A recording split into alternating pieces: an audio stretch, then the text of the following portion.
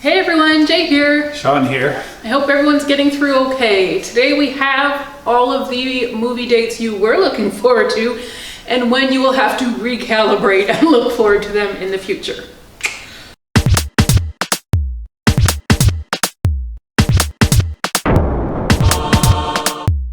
All ready? All right, the far future. Yeah, this is going to pinch a little, guys. I'm not gonna lie. Some of these are gonna hurt. I think they all hurt. Oh, okay. Well, even Wonder Woman, sorry to interrupt. Yeah, no. Even Wonder Woman just went like 2 months for now. Mm-hmm. But that seems like a long time. It does seem like a long time. And that's one of the shorter ones. Because I think we're like starting to realize like, oh, there's nothing left. Like, yeah. When do we have confidence anymore? Not for a while, I guess. No. Okay, so Free Guy was supposed to come out in July. Right, I was looking forward to that one. Mm-hmm. Well, you can look forward to it in December. December 11th it is moved to. Okay. So that's the Ryan Reynolds video game movie. Now it is coming out in December. December, normally a month where potential Oscar winners are dropped. The Oscar, not bait, but like the awards hopeful movies that are not usually considered blockbusters, and now they're gonna have to compete with a Ryan Reynolds summer blockbuster. And it's not the only one. No, it's not. So this is gonna be really hard for those smaller movies to get noticed. It is, and I think the inevitable consequence of this, assuming all these dates now are good. Yeah, and we don't know. Some stuff has been taken off the schedule and not rescheduled because there just aren't enough dates to go around. So yeah, and so I think a lot of the award hopefuls are going to probably just have the limited releases in December and then go broader the next year. Yeah. I don't know how else you do it because you are counting on some box office revenue to supplement your awards push. That's right. But at the same time, you also hope those awards will translate into more box office. So you kind of still want to be hanging around in the box office then. So yeah, so it is a very tight window. Yeah, exactly.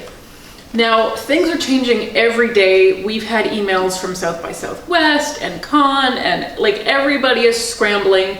I know South by Southwest is hosting actually a virtual festival on Amazon Prime. If you're American and you have an Amazon account, you don't even have to be a Prime member. You will be able to watch those movies for free.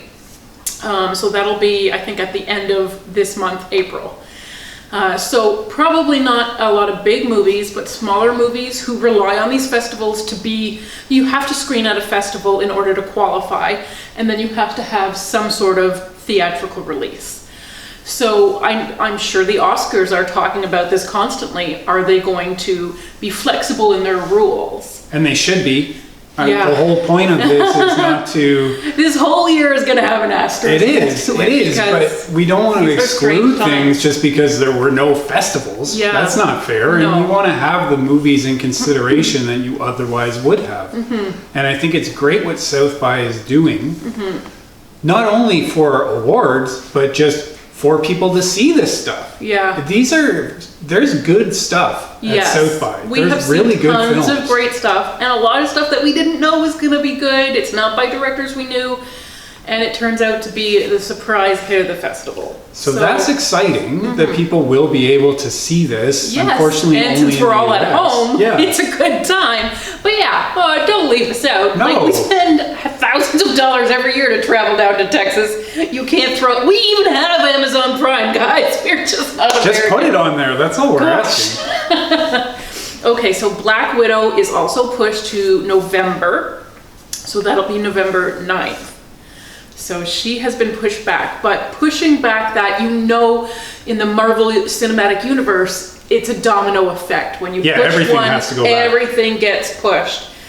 So the Eternals pushed back to February 2021. The Shang-Chi one, am I saying that right? Shang-Chi, that's right. Pushed back till May 2021. Doctor Strange, the sequel, November 2021. Thor Love and Thunder, February 18th, 2022.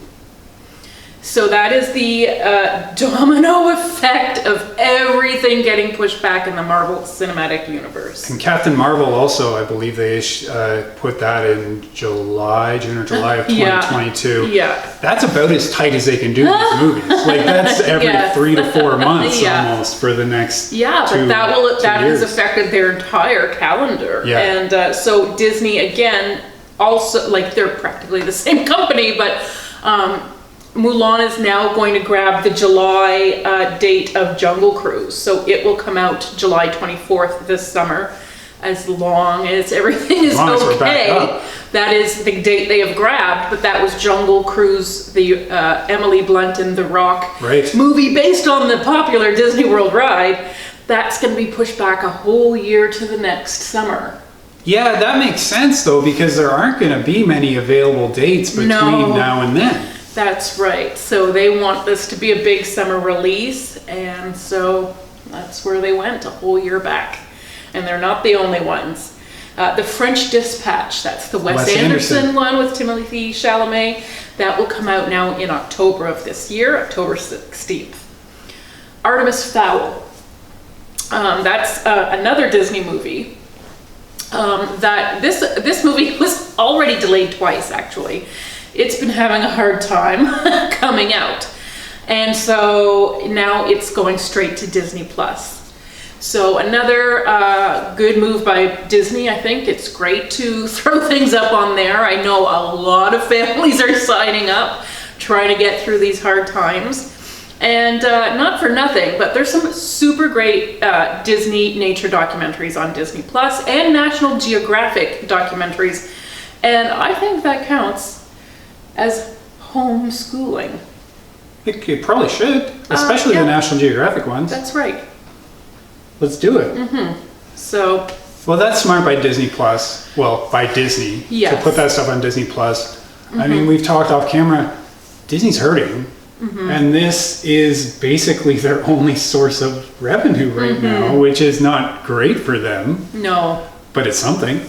So if they can expand that base, this is a way to do it. Yes, and I think they have way more than Netflix. Netflix has not done much for us yet in these times of quarantine, but Disney Plus has thrown us a lot of bones, and we are thankful for that. Artemis Fowl did have a little bit of controversy attached to it. It looks very different than the source material. If you are a fan of the books, if you grew up reading them or you read them with your kids, be prepared for it to be quite different. I am not familiar with the books. Okay. So, well, like the main kid in the first books, he's kind of an anti-hero. He's kind of like a kid supervillain. Oh. Yeah. And he has to team up, with someone to work together on a thing, and it's very like tense coupling there. But Disney seems to have immediately placed him where further books do, where now he's a good guy. And so it's a lot less, maybe, an interesting character. He doesn't have as much of an arc. But I guess they wanted to go right into the good guy phase. I think that makes sense from a screenwriting perspective. But yes, if you're a fan of this franchise, that seems to be leaving a whole lot out. That's the thing. So I think Disney, looking at this movie, I don't know that they were certain they wanted to make it into a series. And it's, for a kid's movie, you have to be able to tell a whole story in a certain amount of time. And so I think they dropped it for convenience sake. But I think fans might be a little disturbed by the changes. But hey, why not check it out anyways? Go in, pretend it's called something else. Go in with, an open mind. And you might be able to enjoy it as its own thing. Hopefully we can. You can. I can. I'm gonna have no problem. Yeah. So big news: the Jordan Peele produced Candyman reboot. That Jay's looking forward to. Oh boy, it's going to be a scary September, guys, because not only is Candyman coming out, so is A Quiet Place 2. Oh yeah. Yeah. Two non-Jay friendly movies. Good she's gonna grief. see anyway. Yeah. So Minions: Rise of Gru. The Rise of Gru Either way. So we talked about this before, how it was the first, it abandoned its July spot, not because of because of coronavirus, not because theaters wouldn't be open, but because its animators were not working on it, and it wasn't going to be done. So that one has been delayed the entire year. It'll come out next July 2021. And so that date was intended for Sing 2. Which I didn't even know was in production. But it is. Okay. And in fact, they think it'll be ready for this December. So it's going to come out also this December. It's going to skip ahead. It's going to skip ahead. 3 days before Christmas. The first Sing did come out in December itself. So that might be a good change. We never know. So I believe December was the Wicked, the musical adaptation. That was supposed to have that December date, so now we don't know when that one's coming out. They did not reschedule it. So that's the thing. Gru took Sing 2's date. Sing 2 is coming out in December, which was Wicked's date. Where does that leave Wicked? We don't know. We don't. But I guess they liked the odds better of an animated film there competing against Ryan Reynolds and goodness knows who else. So again, Fast and Furious 9 will be April 2021. That got delayed a whole year. Top Gun now will be coming out in December. So that one also is December 23rd.